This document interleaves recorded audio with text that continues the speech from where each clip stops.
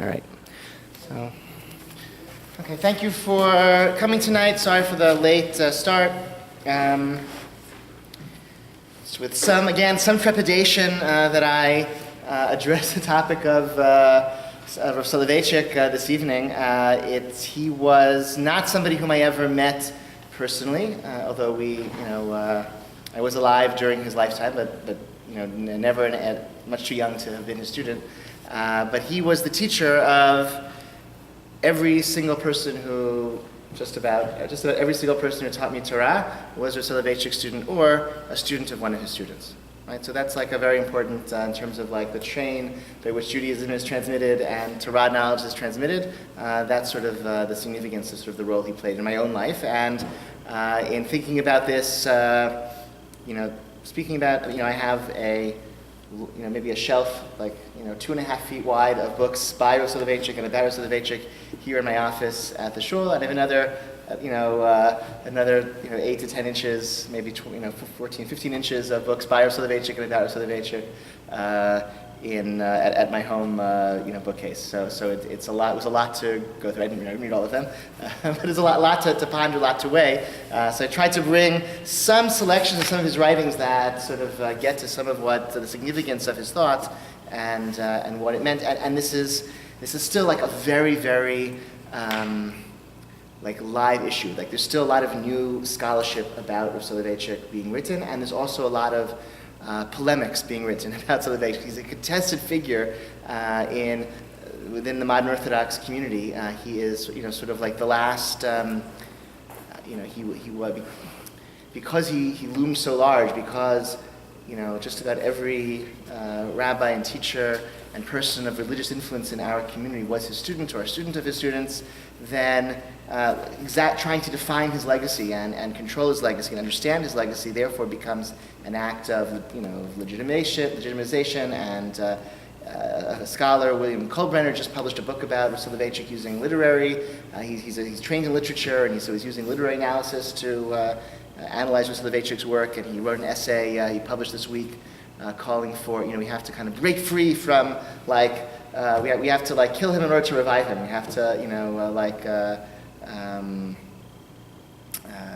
and in that Freud's Moses. Moses, you only by killing him can he be your teacher? That's what we have to do, because we have to break free from this fight over whose side was he on and what did he believe in order to actually have him be relevant to us and that sort of thing. And of course, people attacked his that piece as well. That was being critiqued, etc. So this is a lot of, aside from the ideas themselves, which I think have a lot of power and potential, like the personality and fighting over him, and who he represents, is also a very real issue. And I actually think that speaks to his importance. The diversity of people who call themselves his students, I think, that's a sign of, I believe, his greatness. I mean, it's. You could say it's, on the left you have people like David Hartman and Yitz Greenberg, who really traveled to the liberal periphery of the Orthodox community, and yet in their teaching and their thinking, their self-identity, their religious self-identity, they were students of Soloveitchik. And I just today, 4 hours ago, I received an email, part of a group email from Yitz Greenberg, Rabbi Yitz Greenberg, in which he said, I know that I knew in the 60s when I started writing and speaking out about religious issues, I knew that I was taking different stands from Soloveitchik, and we had, differences of opinion. But, to this day, decades later, he still, sees himself as a disciple of Soloveitchik, and he still, there are 4 core ideas he wrote, in Soloveitchik's thinking that are so relevant to, the issues that are facing our community that need to be tackled, that are yet unrealized potential in his thinking. And so that's and then on the right wing side of things, you have people like Rabbi Meiselman, who and others who have become much more kind of conventional Haredi, Lithuanian yeshiva world type teachers, but they also see themselves as students of Soloveitchik, and they also claim a piece of his legacy. So let's just go over some of the biographical information through the timeline. Born 1903 in Russia, scion to the Soloveitchik dynasty. This we don't have a royalty in.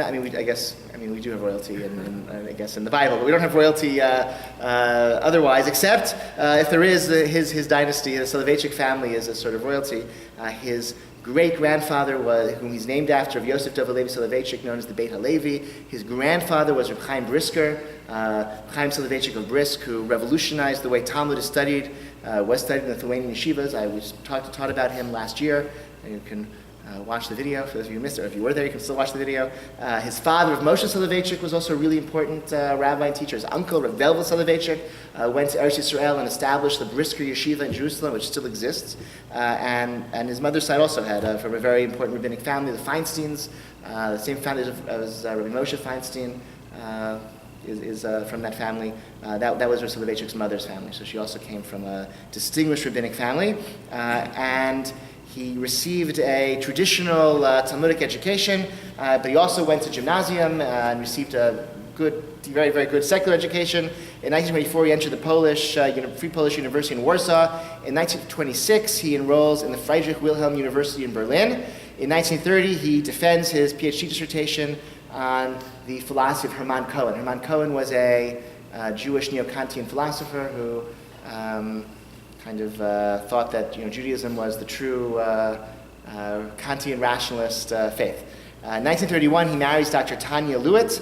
Her PhD was from Jena University in education. In 1932, he leaves Europe and comes to Boston, where he sort of has a rabbinic position there and is involved in all sorts of communal affairs in Boston.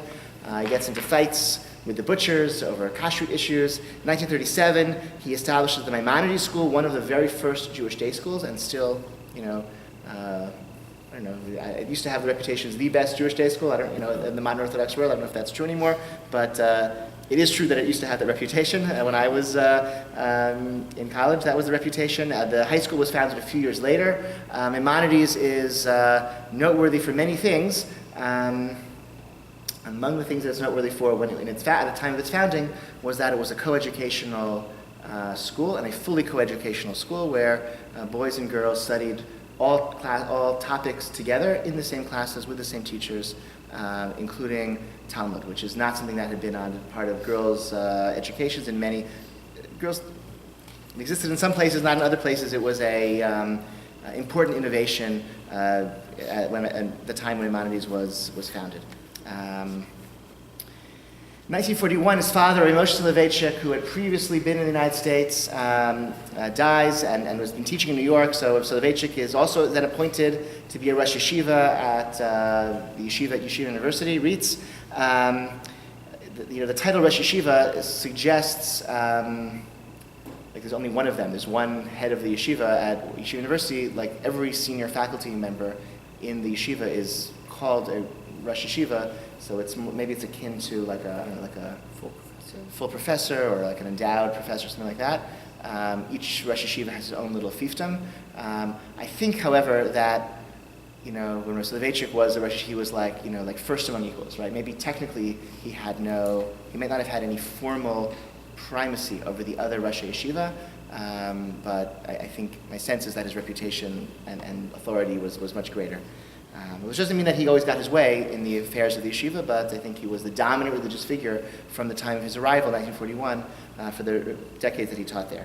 1944, he publishes Isha Halacha, the Man of Halacha, which was published in English in 1983 with the title Halachic Man. In 1944, he writes Halachic Mind, which was not printed until 1986, not published until 1986. He wrote it around the same time.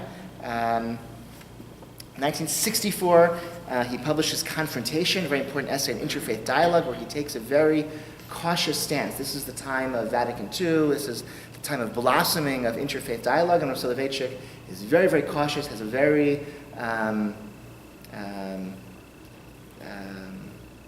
restrictive stance on interfaith dialogue, although with some parameters. I mean, it's a text that lends itself to a lot of interpretations. There's a more liberal interpretation, there's a more restrictive interpretation, but it certainly set him apart from, let's say, Heschel, who we studied last week, who embraced interfaith dialogue, who traveled to the Vatican to meet with the Pope. So Soloveitchik declined that invitation. I understand he was also invited. I think he declined that invitation, did not take part in any of the deliberations around the time of Vatican II.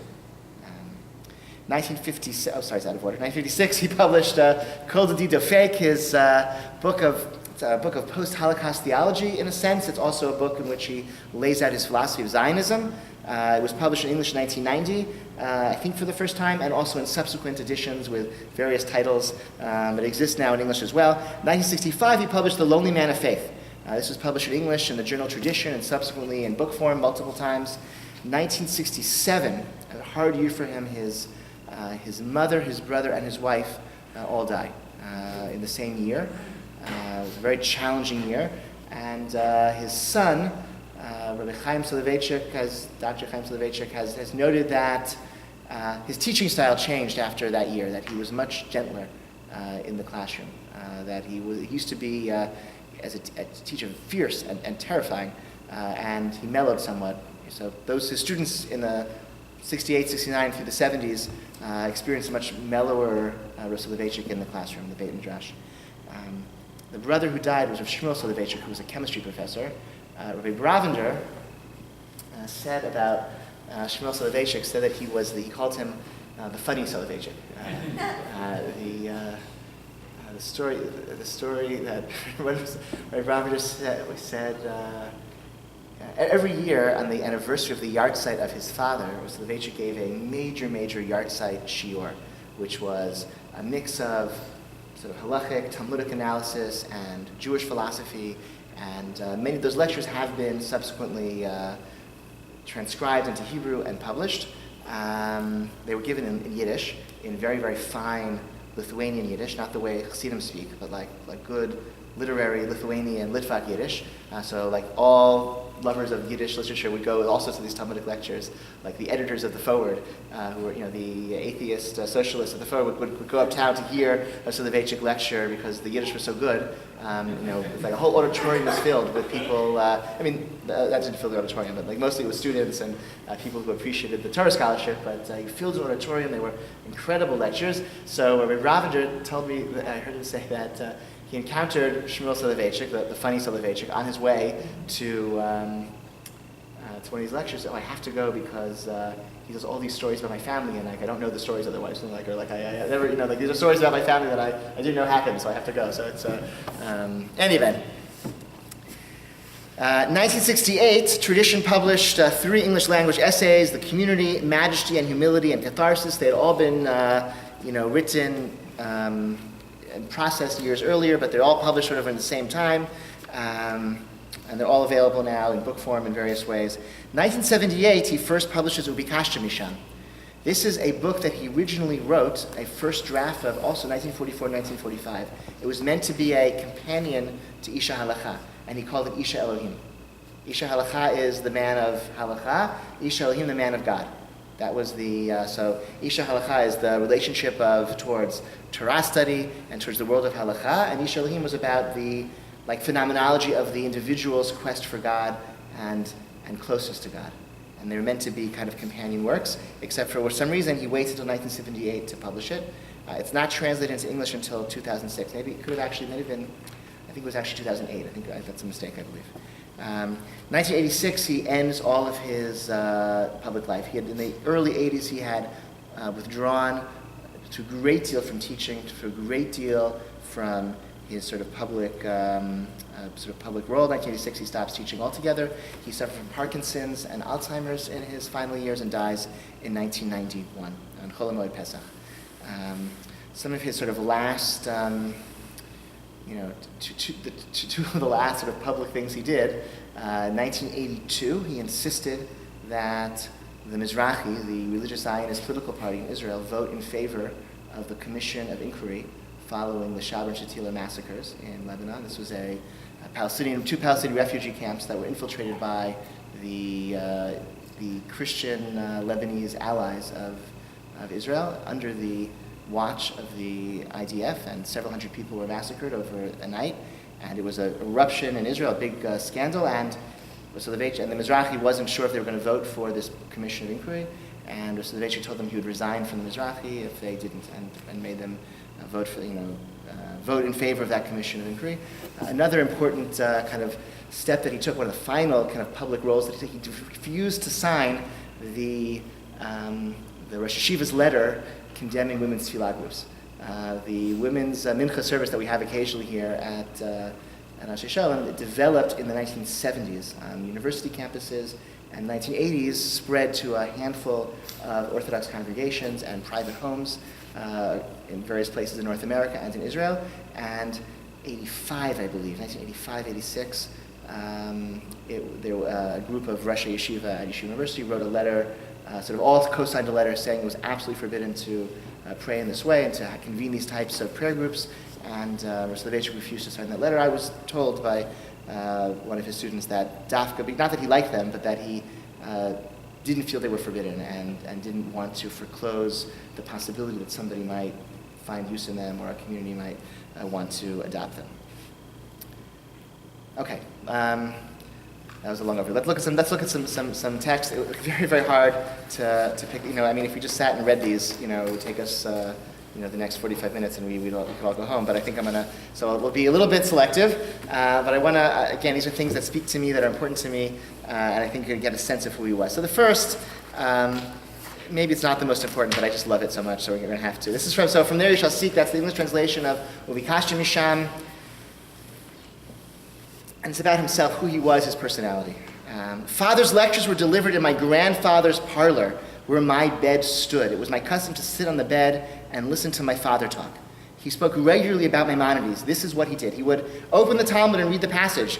Then he would say something like, this is the explanation of Rabbi Yitzchak and the Tosafos, the Ri and the Balei Tosfot. Now we'll examine Rambam to see how he explained the Talmud. What does Rambam say? Father would regularly find that Maimonides did not explain the Talmud as they did, and that he deviated from the simple approach. My father would say, almost in complaint against Maimonides, I understand neither Maimonides' conceptualization nor his approach to explaining the passage. It is as if Father accused Maimonides himself. Our teacher Moshe, why did you do this? It would appear, Father continued, that Ravid is right. Ravid, the great critique of Maimonides, who wrote a gloss criticizing Rambam in every place where he disagreed with him. Members of the group would leap from their seats and each one would propose his idea. Father would listen, then reject their words and say again, the words of our teacher are as hard to understand as iron, kasheka barzel. Nevertheless, he would not say that we should despair. He would lean his head on his fist and sink deep into thought. The group remained quiet and did not disturb him. After a long time, he would lift his head and slowly begin, my friends, let us see. And he started to speak. Sometimes he would speak at length, at other times just a short while. I strained my ears and listened to his words. I understood nothing about the substance of what he said. Nevertheless, a double impression was woven into my young mind. One, Maimonides was surrounded by those who opposed him, enemies who sought to do him harm. Two, the single defender of Maimonides was my father. Without my father, who knows what would happen to Maimonides? I felt as if Maimonides himself were with us in the parlor, listening to Father's words. Maimonides was sitting with me in my bed. What did he look like? I don't know exactly, but his countenance was similar to my father's good and handsome face. He also had the same name as Father, Moshe. Father would speak, the students with eyes fixed upon him would listen intently to his words. Slowly, the tension would dissipate. Father proceeded with power and strength. New concepts came forth. Laws were articulated and formulated with wondrous precision. A new light shined. Problems were resolved and the topic explicated. Maimonides emerged victorious. Father's face shone with great joy. He had defended his friend, Moshe, son of Maimon. A smile of contentment appeared on Maimonides' lips. I too joined in the joy. I was bursting with happiness. I would jump from my bed and went quickly to my mother's room with the joyous news. Mother, Maimonides is right. He has overcome the Ravid. Father helped him. How wonderful is Father. But once, in a great while, my father did not succeed, and despite all his efforts, the enemies of Maimonides defeated him. Their questions were as strong as iron. Although my father mustered all his strength, he could not save Maimonides from his detractors. Salvation did not come from Maimonides. Deep in thought, my father would lean his head on the palms of his hands on the table. The students and I, and even Maimonides, waited in great tension for my father's words. My father would raise his head and sadly state, there is no answer. The words of Maimonides are difficult. No one is capable of resolving these questions. The shir ended with no explanation. The students were sad, and even my father was depressed. A sense of despair descended upon all of us. I cried. Even the eyes of Maimonides glistened with teardrops. With a broken heart, I would walk slowly to my mother and cry out to her, Mother, Father cannot answer Maimonides. What will we do? He did not succeed today. And my mother would tell me, don't worry. Father will find an answer to Maimonides. And if he does not succeed, then when you grow up, perhaps you will find an answer to Maimonides. Always remember, my son, the important thing about Torah is to study it with happiness and enthusiasm. This was a childhood experience. Nevertheless, it's not the golden fantasy of a young boy. These feelings are not mystical. It is a past psychological reality which lives even now in the depth of my soul. When I sit and study Talmud, I immediately find myself in a group of the wise men of tradition. The relationship between us is personal. Maimonides is on my right, Rabbi Tam is on the left. Rashi sits in front and explains. Rabbi Tam asks a question. Maimonides decides the law and Rabbi criticizes. All of them are in the room sitting around my table. They look at me with love, join with me in conceptualizing and encourage and strengthen me like a father. Learning Torah is not just a didactic, formal, and technical experience whose purpose is the creation and exchange of ideas. Learning Torah is the intense experience of uniting many generations together, the joining of spirit to spirit, and the connecting of soul to soul. Those who transmit the Torah and those who receive the Torah are invited to meet one another at the same historic juncture. Okay? And elsewhere in his writings, he's spoken about the experience of teaching, and that as he's teaching his students in front of him, he has the experience of, somebody walks in and sits down, it's Rashi, and he comes into the classroom, and Rambam comes into the classroom, and his grandfather comes into the classroom and introduces them to his students, and they all engage together in this conversation, this debate about topics. So, any reactions to what we just read? I think it's such a powerful story. I really love it. It really speaks to me. Any reactions or thoughts?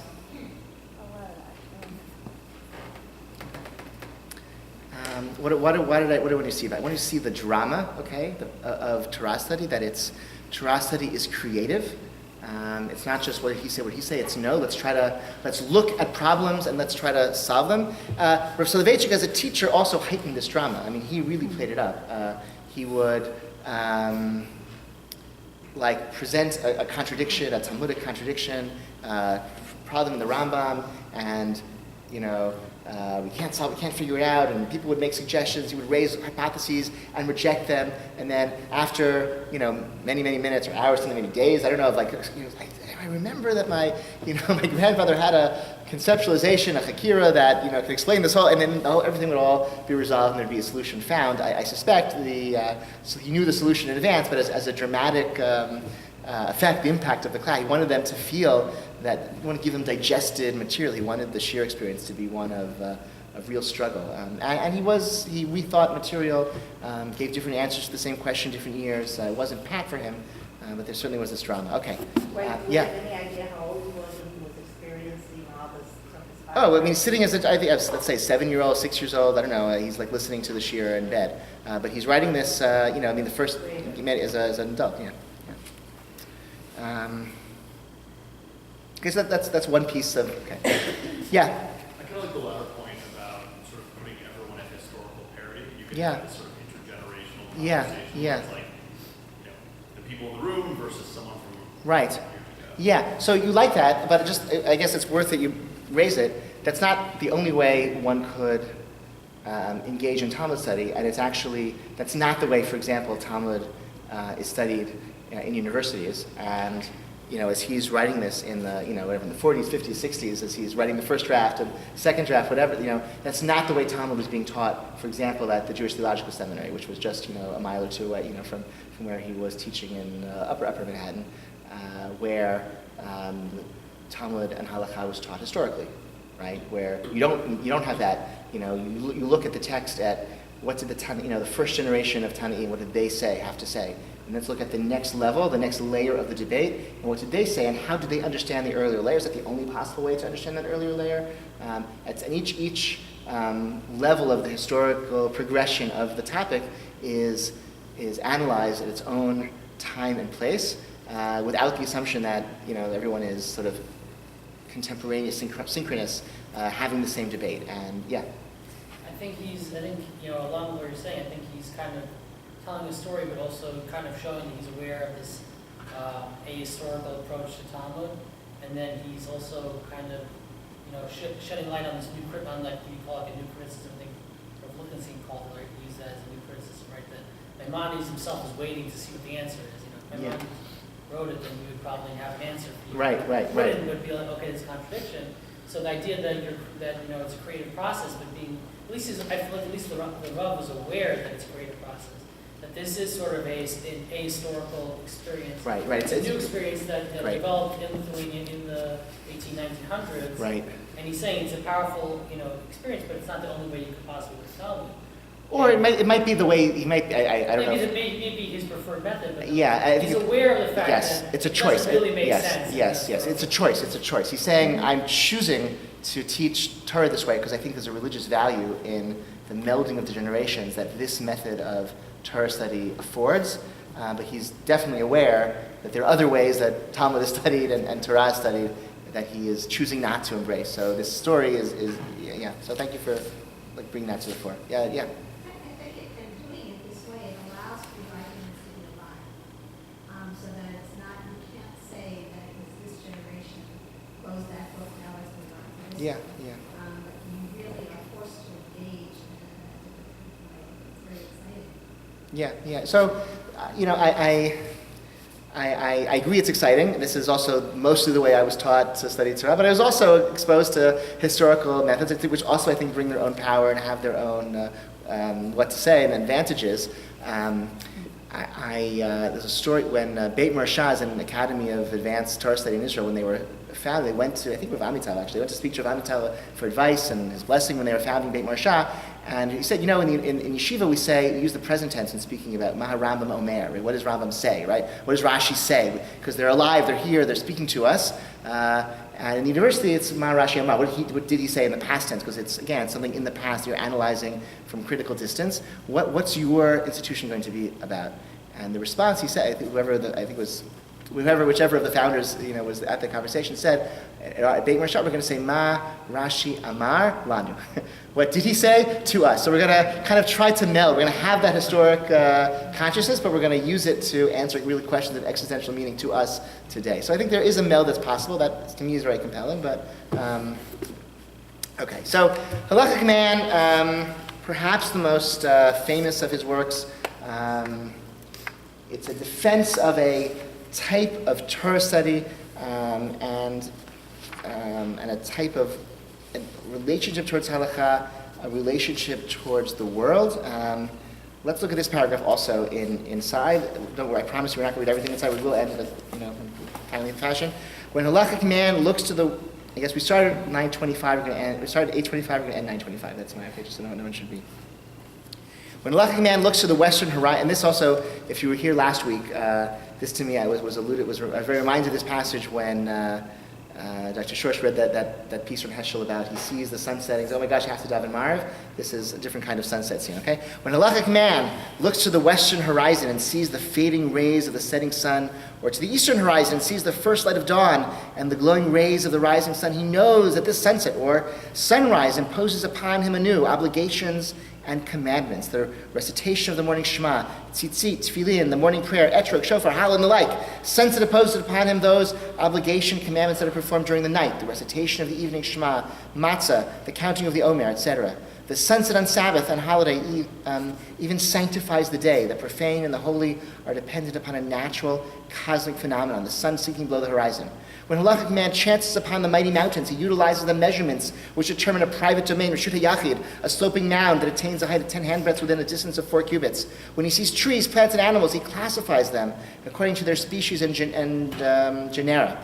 Many laws are dependent upon the classification of the species. He approaches existential space with an a priori yardstick, with fixed laws and principles, precepts that reveal to Moshe on Mount Sinai, the imaginary bridging of a spatial gap less than 3 handbreadths, Lavud, the imaginary vertical extension, upward or downward of a partition, the imaginary vertical extension. Halachic man explores every nook and cranny of physical, biological existence. He determines the character of all the animal functions of man, eating, sex, and all the bodily necessities by means of halachic principles and standards. There is no real phenomenon to which halachic man does not possess a fixed relationship from the outset and a clear, definitive a priori orientation. The halakha encompasses laws of business, torts, neighbors, plaintiff and defendant, creditor and debtor, partners, agents, workers, artisans, bailies, etc.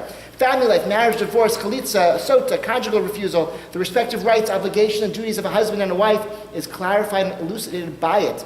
Halakha has a fixed a priori relationship to the whole of reality in all of its fine and detailed particulars. Halachic man orients himself to the entire cosmos and tries to understand it by utilizing an ideal word which he bears in his halachic consciousness. All halachic concepts are a priori, and it is through them that a halachic man looks at the world, as we have said above. His worldview is similar to that of the mathematician, a priori and ideal. Both the mathematician and the halachist gaze at the concrete world from an a priori ideal standpoint and use a priori categories and concepts which determine from the outset their relationship to the qualitative phenomena they encounter. It's a long passage, I'm sorry, but it's very important. So this work, he sets forth two different archetypes, which in Hebrew he calls Ish Hadat and Ish Hadat. The man of religion, homo religiosus in English or Latin, and Ish Hadat, scientific man, and says that halachic man is a combination, a synthesis of those two. Like the Ish Hadat, the scientific cognitive man, halachic man is rooted in study and reality and conceptualizing things, but it's with a religious orientation. In fact, he's closer to the cognitive man than he is to the homo religiosus. Homo religiosus, the Ish Hadat, is about is a dualist who wants to leave behind the material world and sort of cleave to metaphysical ideas and just sort of live in the world of the spirit and leave the world behind. And Isha Halacha, the halachic man, is about being in the world and being connected to the world and imposing a halachic framework upon the world. This a priori stuff, this is Kantian epistemology, right? Which I mentioned at Shalashudis with the help of Ben Silver, okay? Right, Kant felt mathematics worked this way. There were concepts that did not exist in the world that we nonetheless could a priori, like in our own minds, conceive of and think of, and then apply them on the world. Like the sum of the angles of a triangle is, 180 degrees, right? That's something that we can synthesize in our minds without having to measure, just with our own intellectual ability, and then we go out into the world and we can actually use it to describe things and explain things. Okay, Halacha works the same way. You walk along, and say, that's an Erev boundary. That's a kosher mikveh. The sun has dipped below the horizon. Now it's time to daven Mariv. You have these categories that exist that encompass the entire universe, and then we go through life, through the universe, imposing halacha, these halachic categories upon the world. It's rooted in this world. And we do that through study, through this creative, form of Talmudic study where we're clarifying the terms, understanding them, and explicating them. And then we also do it through action. We actually then transform the world using that halachic blueprint. But the blueprint comes first. Reactions? Compelling, not so compelling?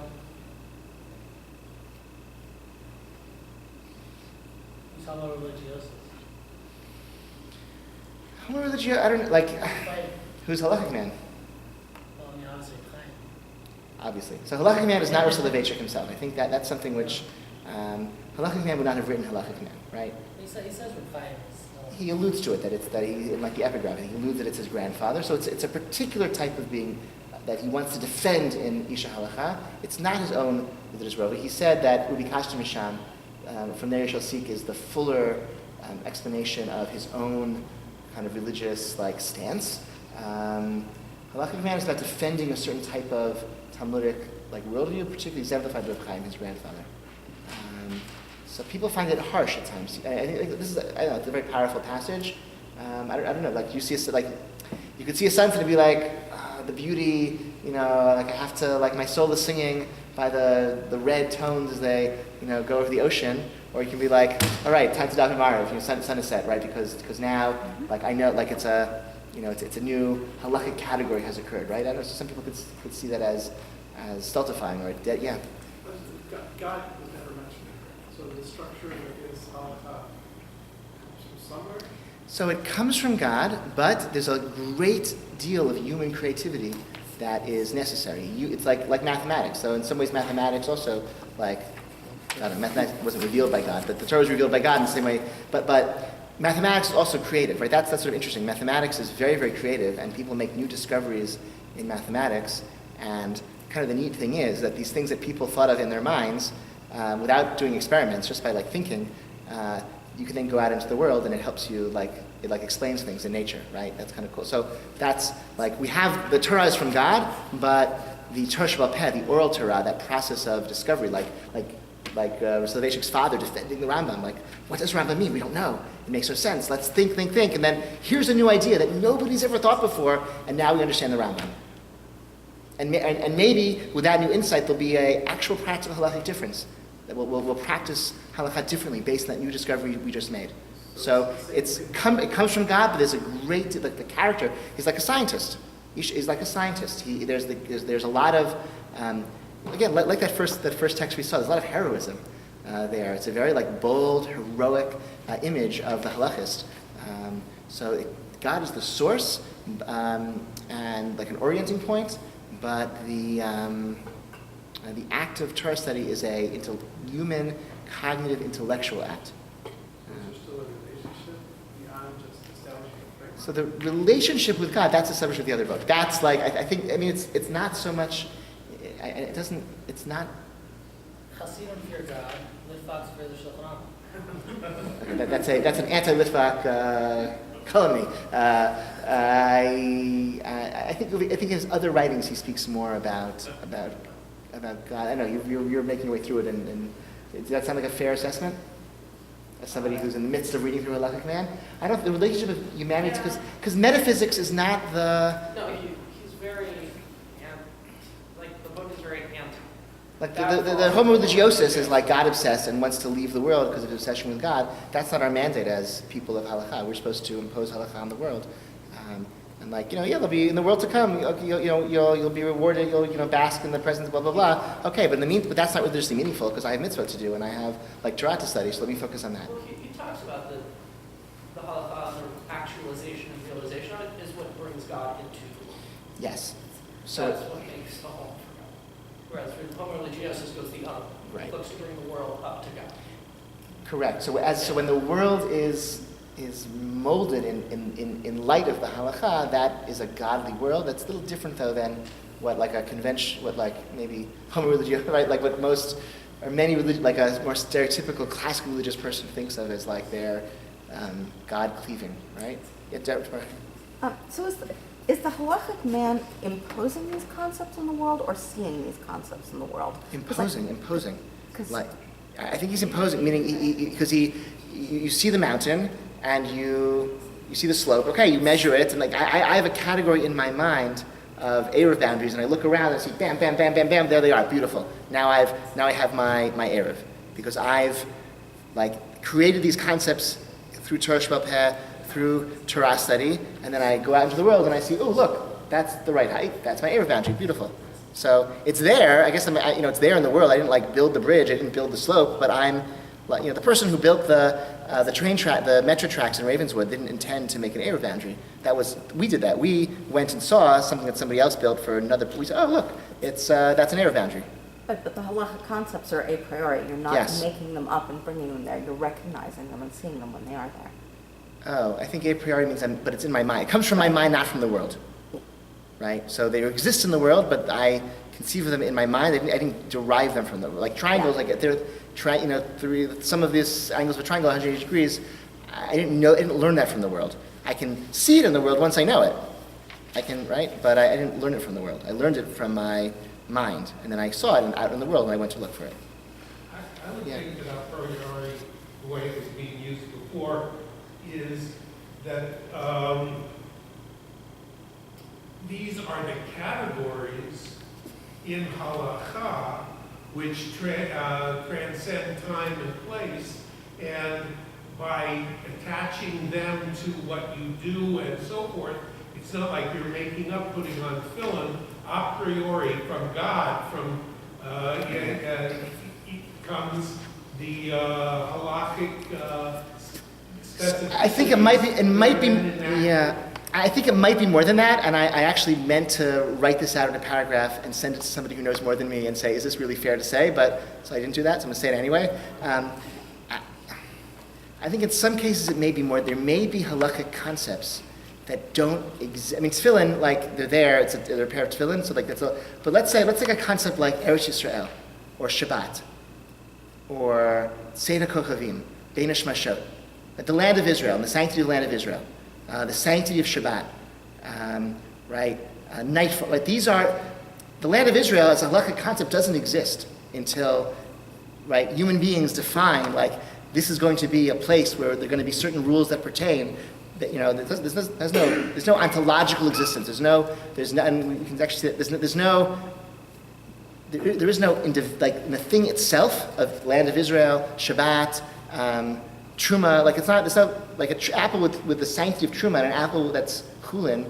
They're the same apple to a worm that's going to eat them. They're the same apple to a Gentile who's going to farm them and eat them. But to a halachic person who like imposes the category, separates the apple, makes it truma, then it has a whole different status, we have a whole different relationship to it because of that. So it's not just like tefillin, like it's their thing. They don't exist in the world until we define them and declare them. It's not like the Eruv was there waiting to be like discovered by us. It really wasn't there until we saw it, identified it, and made it so. Yeah. Would it be incorrect to understand this concept as the same thing? I think it was Herman Cohen based on kind of the ethics that we would know them regardless of whether they were revealed to us or not. I don't know. So all these halakhic categories, like they're intuitive to the halakhic mind. No, it's not revealed by Moses. Yeah, no, I don't think so. I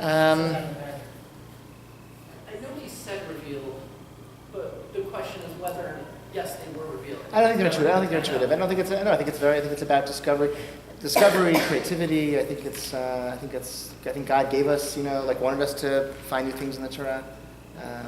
Yes. It seems like there's something in here that's kind of non-intuitive, if not counterintuitive. So as you read this, I was thinking of like a pilot's heads-up display. So it's sort of projecting something. Oh yeah. It's like you put your halakhic goggles on, and like a virtual reality kind of. Like, oh look, there's this mixed location. Conceptual is important, and the application is important. Yeah. They're both like neither one is valuable without the other, and the synthesis is both. And like if you're just up in the clouds, that's useless, and if you're just in the weeds, that's useless. So you need to bring the clouds. That's to interesting. the weeds. When I've gone like Eruv looking, touring with Rabbi Jachter, he like quotes this passage and says you have to put on your Isha Halacha glasses and try to find like where is the Eruv that exists in it, right? I mean, you've got it right. Let's look around. Let's find the Eruv down here, right there. Oh, bam, there it is. Bing. Like it's so. Okay. Interesting question. Oh, sorry. Yeah. I was just wondering, like, it seems like he kind of struggles with this, or with the two different types of men throughout his life, because in the Lonely Man of Faith, he brings it back. Ooh. So Lonely Man of Faith also is has two different men, but it's different, and the relationship between two. There's Ish Hadat, the man of homo religiosus and cognitive man, and homo religiosus, where the two of them are kind of blended and synthesized, and the halachic man emerges. In the Lonely Man of Faith, there's Adam 1 and Adam 2, and there's no synthesis. That's a tragic dialectic where we just get torn in between these two archetypes forever, with no resolution. Adam 1 is the type of humanity described in the first chapter of Genesis, who is heroic and conquers and independent and utilitarian, and is created, together with man and woman together because they're like, they're utilitarian partners, and right. And in the second Genesis 2, that's humanity that is weak and fearful and lonely, right? The Adam in Genesis 2 is created alone. He's lonely, and when he finds his wife, he's turning to her not in a utilitarian way. He's turning to her to resolve to fill an existential need he has for company, for community, and he thinks both of those two types are necessary, and we kind of both have both of those types within us. And the danger of modernity was that Adam 2 was being suppressed in this all-encompassing, modernizing trend. So he did like these kind of archetypes. He played around with archetypes in many of his essays. He played around with archetypes, but it's different. In Halachic Man, Halachic Man is a synthesis. In Lonely Man of Faith, which I recommend to everyone, those two types, I think, are supposed to be unresolved. What was Heschel's phrase, like the expediency last week? Oh, yeah. Man expedience, is that, or like, you think he was... Adam, that's interesting, like Adam 1 and... do you think he was he ever in dialogue with Heschel, or kind of fight with Heschel? Or? I don't know. I mean, I would have think that they might. I mean, Heschel was such a Hasidic kind of type. I could imagine they would have I mean, Heschel, I think, look, the stories I've told is that they treated him brutally at JTS. Like he was like a fish out of water. That the Talmudists who really dominated there really didn't appreciate him. He taught mysticism and ethics. Yeah. They wanted to teach Talmud, they wouldn't let him. Yeah. So I don't know. I mean, Saul Lieberman, who was like the great Talmudist there, he and Soloveitchik had a relationship. I think they were related, and I think were friendly, and they were in dialogue in some form. I don't know that he had. I don't know. Yeah. Okay, we're gonna have to skip brutally, but you can all read on your own. So source 3 from Kol Defect is essay about Zionism and how he also another archetype that he develops, Kristen. Like he talks about the covenant of fate and the covenant of destiny. That the covenant of Sinai of Egypt, where we, like all of us, we suffered together in Egypt and we formed a sense of community and solidarity from suffering together. But then we came to Sinai and we formed a community around a shared destiny. And he says that all the Jewish people we share are fate, and that's the basis for Jewish unity, and that's the basis for our participation in the Zionist project. We all share the same fate as Jews, but those of us who are loyal to the Torah, we have a common destiny, and that's like a higher covenant that should be rise to. And then he develops in the next source 3, source 4, source 5. This is his relation is sort of setting up his stance on sort of interdenominational relationships, that he feels we should reach out to non-Orthodox Jews for pragmatic reasons. We should engage in the Zionist project together. We should cooperate in all sorts of Jewish affairs. But when it comes to issues of religion, we really have to maintain an independent Orthodox community, because our way of life, our worldview is distinct and unique and really can't be watered down. And so a few sources of that. Source 6, long passage that I'm not going to read, from Confrontation. That was the essay that he delivered, with a lot of sophistication, developing his nuanced perspective on interfaith dialogue. Again, he felt it was okay to cooperate with non-Jews for this common, shared human responsibility to fix the world and build the world and be good citizens, et cetera, but the faith experience was incommensurable, couldn't be communicated to somebody else, and so, and certainly couldn't be negotiated. And he was concerned that there would be these that interfaith dialogue would be a negotiation, that you remove this nasty prayer you say about us, and we'll remove this nasty prayer we say about you, and we'll kind of trade favors in this way and talk about theology. And he felt you can't it's a unique, the encounter with God is unique and untranslatable and can't be communicated. Now, taken to reductio ad absurdum, we know two people could ever have a conversation about religion, so there has to be.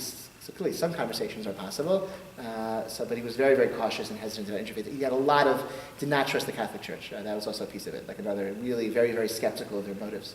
There's a story in when this essay was published, Yavna, the erstwhile Orthodox college, student-led college, university student organization, invited Soloveitchik to come to Columbia to speak about this topic. And I think the Yavna students were a little bit more liberal and progressive than Rav Soloveitchik's position articulated in this essay, and so there was a lot of what's he doing? This sort of old conservative guy who was against the spirit of the times and condemning, and we at Columbia, we at Yavna are so much more sophisticated. Their ties were all over their shoulders as it was described to me as they went to hear this lecture. So the Soloveitchik came out and he sat down and he read from Nostra Aetate in Latin, and then said, "Of course, I don't have to translate for you." And then he started speaking and completely disarmed them with it.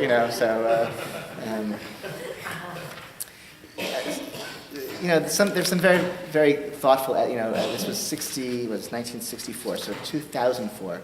There were some very interesting essays written and panel discussions about the 50th anniversary and what was still relevant, what was less relevant, and how to understand it. So there's a lot of scholarship in that as well. Okay, very, very briefly, a few more sources, a few more themes. I mean, this really could be, maybe should be, an entire 10-week course. So it's but if it whets your appetite to study more and think more, and that's great.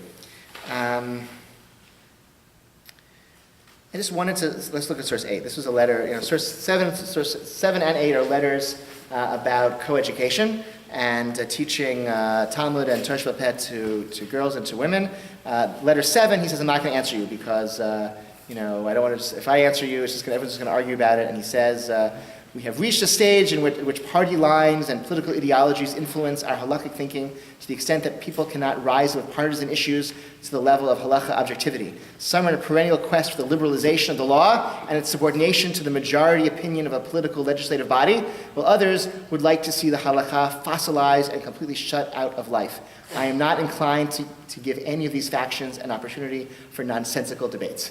So that was January, but in May he wrote a response, and he says, please accept my apologies for not answering your letter sooner. The delay was due to my overcrowded schedule. As to your question with regard to a curriculum in a coeducational school, I expressed my opinion to you long ago that it would be a very regrettable oversight on our part if we were to arrange separate Hebrew courses for girls. Not only is the teaching of Torah Sheba'al Peh to girls permissible, but it is nowadays an absolute imperative. This policy of discrimination between the sexes as to subject matter and method of instruction, which is still advocated by certain groups within our Orthodox community, has contributed greatly to the deterioration and downfall of traditional Judaism. Boys and girls alike should be introduced into the inner halls of Torah Sheba'al Peh. I hope to prepare in the near future a halachic brief on the problem, which will exhaust the various aspects of the same. In the meantime, I heartily endorse a uniform program for the entire student body. With kindness, personal regards, remains sincerely yours, Joseph Soloveitchik. He never, as far as we know, wrote that halachic brief, but Maimonides High School, which he founded, was and is coeducational, and I think this letter is a pretty strong statement of his endorsement of a coeducational curriculum. How many halachic briefs did he write in his lifetime? More than you might He think. intended to write it, right? He wrote more than I think the stereotypes he never did halakha, but he wrote a fair amount. And he also gave a lot of psakim. I was saying, how many treaties do we have? Not so many. In this, but there are some. There are actually some. He wrote about there are a number of them, but not a huge number. He didn't write 10 volumes of Tshuvot, even though he must have answered thousands of shilas. He didn't write 10 volumes of Tshuvot. And he published relatively little in his lifetime also. I mean, a lot of stuff has been published by others after his death. He was very reticent to publish, a perfectionist about publishing. So I think one more thing, just again, the sort of middle of, source 8 and source 9, also letters he wrote where he's describing, or a place where he's writing about Zionism, about the land of Israel. Let's look at source 9. And this also maybe harkens back to the a priori categories. For Rabbi Yehuda Halevi and the Ramban, the attribute of Kiddusha, holiness, ascribes to the land of Israel is an objective metaphysical quality inherent in the land. With all my respect for the Rishonim, I must disagree with such an opinion. I do not believe that it is halakhically cogent. Kiddusha, under a halakhic aspect, is man-made. More accurately, it is a historical category. A soil is sanctified by historical deeds performed by a sacred people, never by any primordial superiority. The halachic term Kiddushat Haaretz, the sanctity of the land, denotes the consequence of a human act, either conquest, heroic deeds, or the mere presence of the people in that land, intimacy of man and nature. Kiddusha is identical with man's association with Mother Earth. Nothing should be attributed a priori to dead matter. Objective Kiddusha smacks of fetishism. Okay? So that to me, Eretz Yisrael doesn't exist. There's no, right, Truma, Shabbat, the land of Israel. These are not things that exist before human beings define them and declare them and sanctify them through our own actions, our own, right? So I think this objective Kedusha smacks of fetishism. So Okay, halal yeah. with the bracha on your mitzvah? With the bracha. Soloveitchik himself did not say halal. He was one of his, amongst his halachic principles, he was very, very conservative about liturgy. Some years halal was said at his minyan after tefillah without a bracha. Like after Aleinu, they said halal without a bracha. No, he was there, but but it was done at the end. That was at some years. In terms of Yom Yerushalayim, I know somebody who was he taught in Boston. He spoke about the parsha every Saturday night in Boston, and the Saturday night after the 6-Day War, people were, as you may imagine, in a very happy mood. And he said, "What are you happy about? There were hundreds of Jewish soldiers who died. There's absolutely nothing to celebrate." So also mourning that year. He was also mourning that year. That was the bad year. Okay. He did not say this is celebrate because of my mourning. He said there are soldiers who died. This is not, we don't celebrate. Like there's nothing to celebrate at this moment. Yeah. Attitudes is very resembled of another figure, Professor Shayaw Lebovich. I want to know if there is some connection between them. So Leibovitz and Soloveitchik, they worked together in Berlin. The Yishai Leibovitz and Nechama Leibovitz worked together in Berlin at the same time. Sorry, Yishai Leibovitz and Nechama Leibovitz were brothers and sisters. They were definitely in Berlin together. But Soloveitchik was in Berlin with him also. So was Rav Littner. They all, I think, associated with each other in Berlin.